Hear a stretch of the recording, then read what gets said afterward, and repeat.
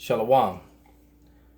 It's your brother Malcolm from the branch of GMS here in Chicago, giving all praises, glory, and honor unto Yahweh Bashim Yahushai, and double honors unto the apostles of GMS, the true elders of all Israel on earth today, and salutations to the Akim out there on the four corners of the earth, the confusion of face brothers as well that are doing this work in truth and sincerity, risking their lives and their freedom to do so.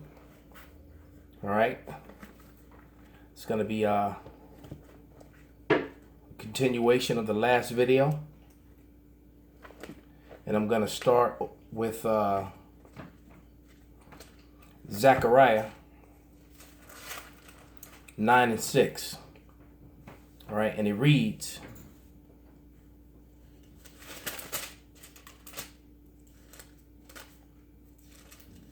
wait a minute. There we go. And a bastard shall dwell in Ashdod, and I will cut off the pride of the Philistines. Mind you, that word bastard, one of the synonyms for the word bastard is fraudulent and phony. Fake, fraudulent, and phony. All right? And Ashdod is modern day Tel Aviv. So for you scoffers out there, all right, they want to try and make the Middle East everything except dark flesh, which is what it was immediately. Dark brown skinned people. All right. Israelites and Hamites. Today you refer to them as Negroes and Africans. As a matter of fact, most of you ignorantly refer to them as the same thing. All right. And then some of you purposely do it because you know that there's a difference. Nevertheless, those were the original inhabitants of that land. Dark flesh Hamites. So you can go back to history of the Middle East. It's a 5-part series to see that. And if you do that, I suggest you start at part 4 and 5 and then do 1 through 3. Okay? Now I'm going to read page 119 out of the very book that you're looking at. In 1928, Lawndale is an area of transition in which the character of the ghetto is being remolded under influences of wider contracts and a larger world. The Orthodox Jews were no longer immersed in a community characterized by their old world culture, and younger generations of Jews spoke English over Yiddish. See, proven, all right, that they speak Yiddish, which is a mixture of Hebrew, Slavic, German. That's exactly what it is. It's a Hebrew Slavic language. I mean, it's a German and Slavic language written with Hebrew characters. So to the unlearned person, it has the look of Hebrew, but it is not. Okay? They are fraudulent in every way and manner of the thing. So basically, they've duped and fooled the whole world into thinking that they're people that they're not. Well, at least for a time, because now the majority of the world know that they're not. I mean, there were people who knew it hundreds of years ago. They just wanted positions of power to speak about it. All right. Going back to the book. Moreover, the vanishing ghetto afforded its former population a relative increase in economic mobility. The Orthodox Jews began to rise in society as Americans. Indeed, the Jews moved with purpose out of Maxwell Street ghetto. There was a fit between geographic mobility on the one hand and the socio-economic mobility on the other hand. This upward advancement, coupled with the increased respectability and relative decrease in American anti-Semitism, see, which is a trap word, because the word is actually Shem. Okay? The man's name was Shem. Okay? And out of Shem came 8 Hebrew nations. All right? Or if you want to use the word Semite, 8 Semitic nations, not 1. Okay? 8 of them. So they've basically put themselves in a class all by themselves as if they're the only Semitic races if there's no other Semitic people. The so-called Arabs, which are Ishmael, are Shemitic people. All right. The Edomites, the so-called white man, are Shemitic people, and so are others. Okay, outside of the Israelites.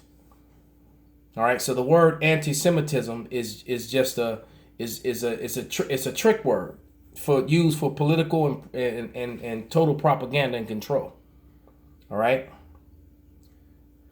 So it says the relative decrease in anti-Semitism correspond to the decline of Jewish crime and gangsters in the city and its significance to Chicago Jewry. So they admit it right here that they were part of the crime in Chicago, in the world of the gangsters.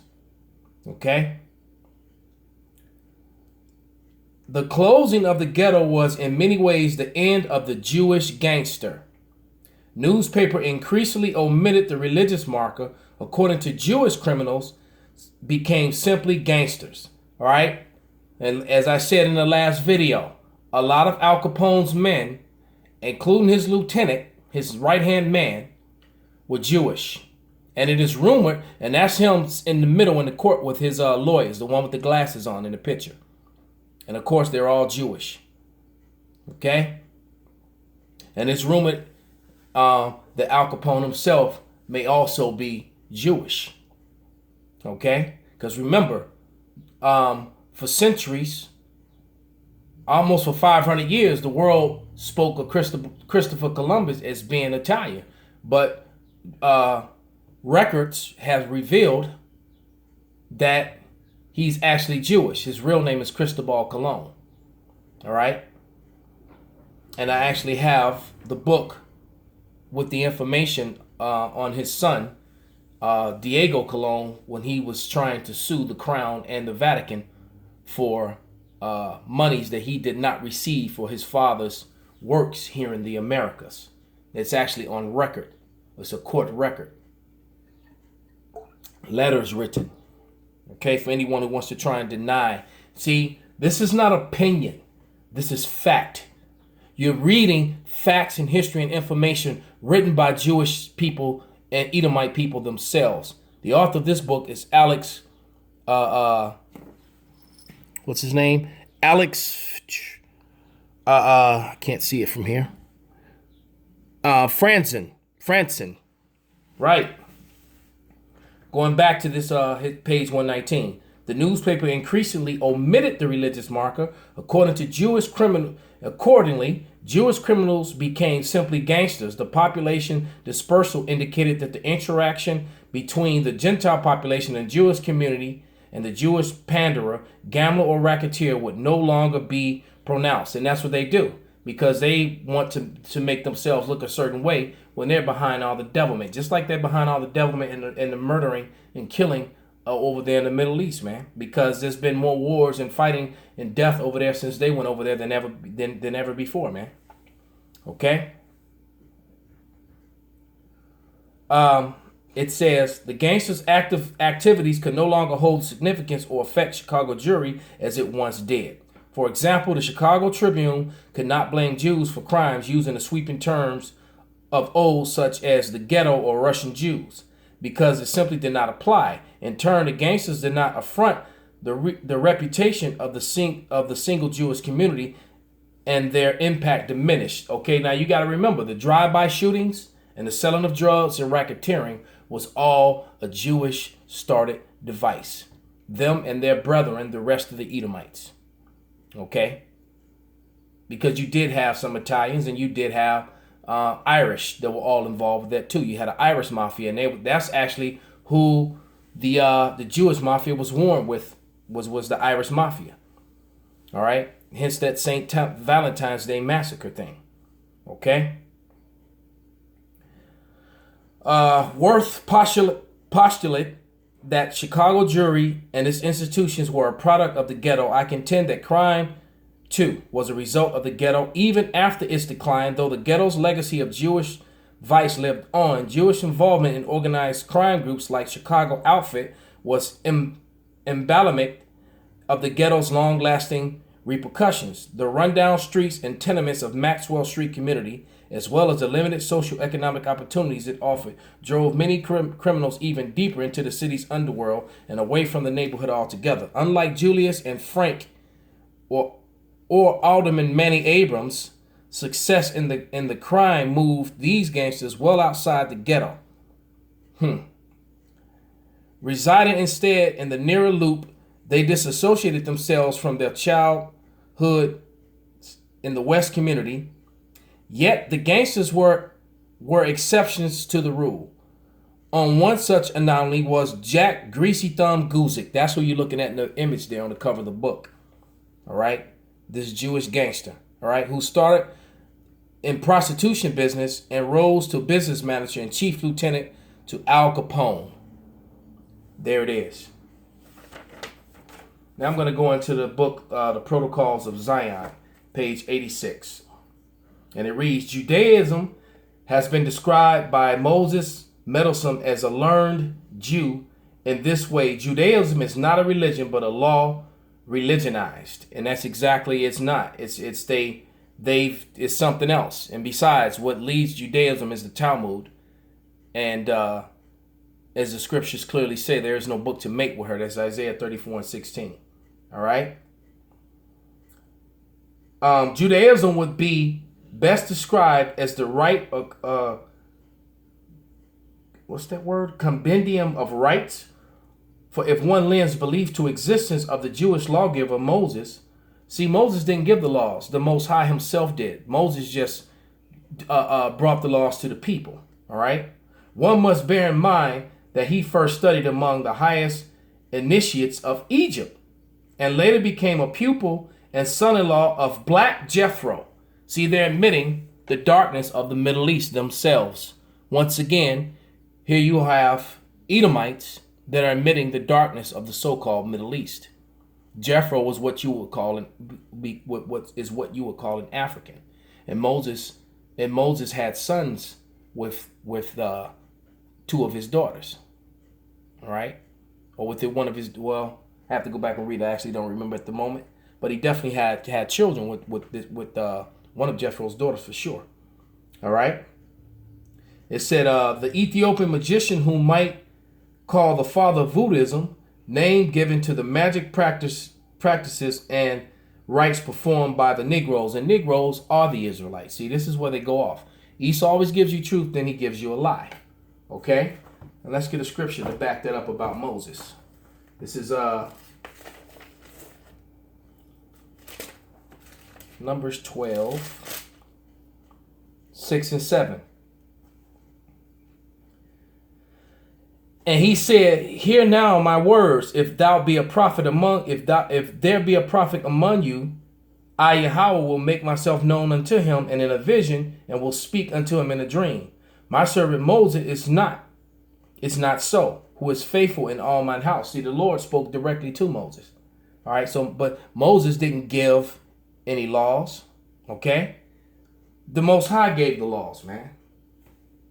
Moses just delivered them, okay? It says, the closer one studies of the Jews, the clearer it appears that they are neither religious entity nor nation. All right, and and they are a nation. They're the nation of Edom. All right, the absolute, because the person who wrote this is also an Edomite. Whoever wrote this, and by the way, this book, if you try to order this book now, it will probably get you put on the terror list. This Protocols of Zion. All right, and that's another thing. You Christian Edomites, you're always trying to make a separation between you and the Jewish. No, you are the same people, and you're going to meet the same fate according to the scriptures, according to what's written in the Holy Bibles. All right. It says, the absolute failure of Zionism, which was a desperate effort on the part of certain Jewish leaders to bind all Jews of the world into a national entity whose territory would have been Palestine, proves the futility of such an effort. And it is, because there's too much history written and too much documentation. Like I said, that video I did, man, I want to brag on that video on myself. But hey, I'm gonna tell you, man, that part 4 of History of the Middle East, man, that's an end all be all to the nonsense of who were the original inhabitants of the Middle East. I'm surprised they haven't deleted that video already. All right, sit down. Judaism is not a religion, and the Jews are not a nation, but they are a sect of the Judaism rite And that's not 100% true because, hey, shut up. Here, go outside. Salakia.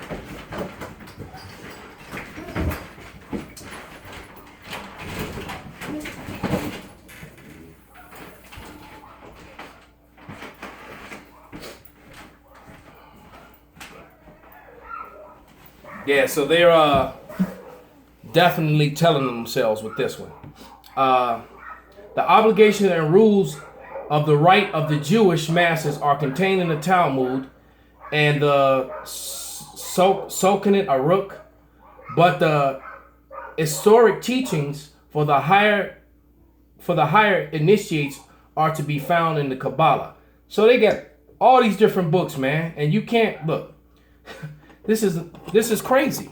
All right, it says therein are contained the mysterious rites of evocations, indications of keys to practices of conjuration and supernatural forces and the science of numbers. So they're into all manner of witchcraft and wickedness, man.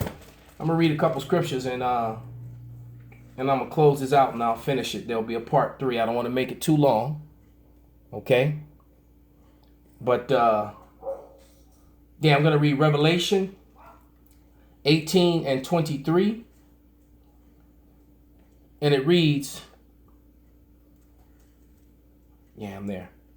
And the light of a candle shall shine no more at all at thee, and the voice of the bridegroom and the bride shall be heard no more at all in thee. For thy merchants were great men of the earth, for by thy sorceries were all the nations deceived. You're not going to deceive and fool the people anymore, Esau.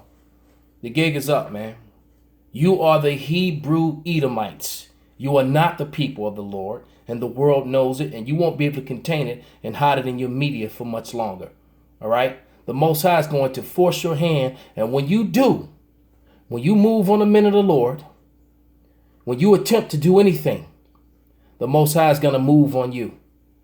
All right? It's about to be checkmate on you devils. All right? This is, I'm going to get Ecclesiastes 10 and 2.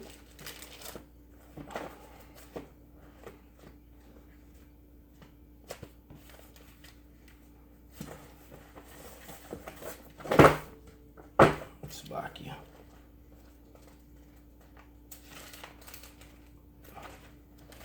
And it reads,